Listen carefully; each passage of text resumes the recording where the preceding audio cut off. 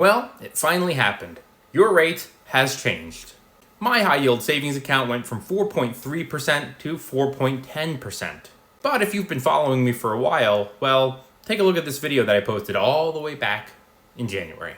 When the guy behind me cuts rates like they're expected to do in 2024, you can also expect those high yield savings accounts that everyone is so obsessed with to pull back. I want to talk a little bit more about what I mean when I say you get no asset appreciation in a savings account. Because you do get interest. So if the interest makes your account grow in value, isn't that appreciation?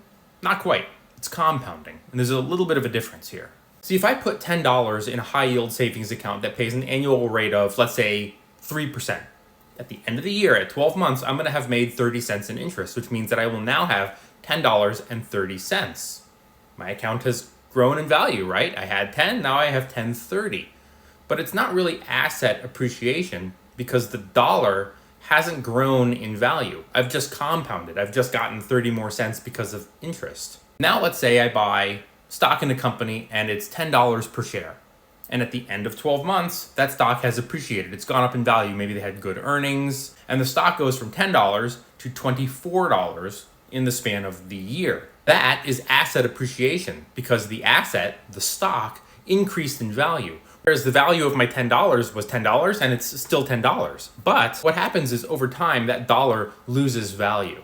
So that $10 today that can buy $10 worth of stuff in a year, in 5 years, in 10 years, it's going to buy a little bit less. So it's actually losing value. So you take out your $10 5 years from now and you find out that it has the buying power of maybe $8 or $7. And if you're curious, other things that can appreciate in value outside of stocks are things like crypto, like gold, like real estate.